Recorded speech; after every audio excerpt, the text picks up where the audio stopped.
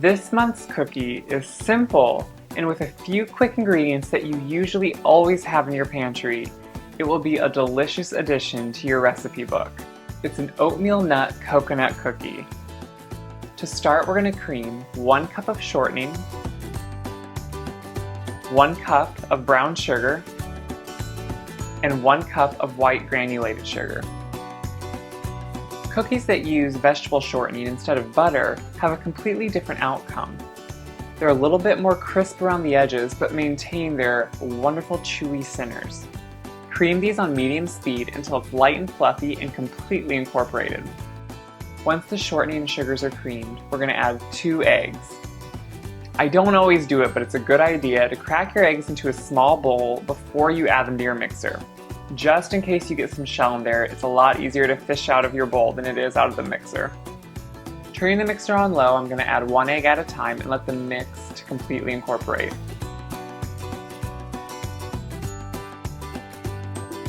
Next, we're going to add 1 teaspoon of baking soda mixed with a teaspoon of water. Some old recipes mix baking soda with water, and while I'm not exactly sure why this is, I do always make sure to do it. I believe it really helps incorporate the soda in a lot more even fashion. Once it's mixed, add your soda and water mixture to the cookies. Also add 1 teaspoon of baking powder, a pinch of salt, and a teaspoon of vanilla. We'll finish these cookies with 2 cups of flour,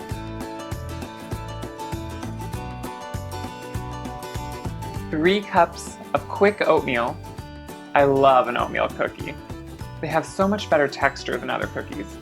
1 cup of sweetened coconut. And finally, 1 cup of chopped nuts if you like nuts. This is of course an optional addition, but it makes these cookies so delicious. You can use chopped pecans or walnuts. Pecans are one of my favorites.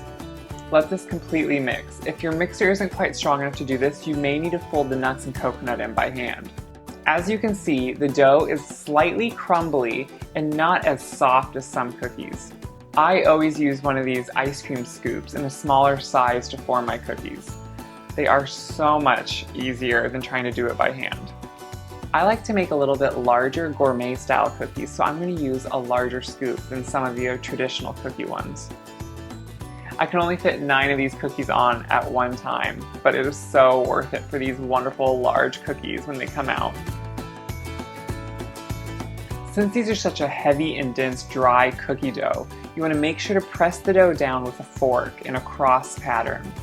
You don't see the pattern when they come out of the oven, but it just helps them flatten out and so they don't just stay in a big mound in the oven. Once you have them all flattened out, place them into a preheated 355-degree oven, and they'll take anywhere from 13 to 15 minutes depending on your oven to cook. The edges will turn golden brown and they'll still be slightly soft in the middle. You don't want to overbake these cookies.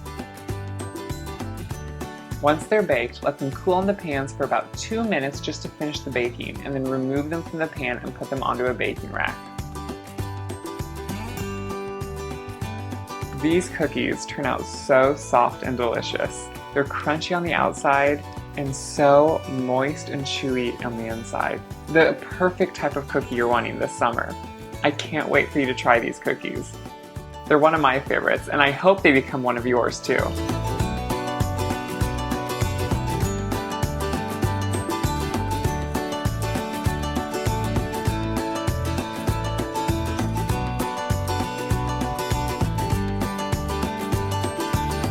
Thanks for watching this video. To see more videos that you might enjoy, click over here, or click down here and subscribe to our channel to see all the great new videos we come out with each week. Can't wait to see you again.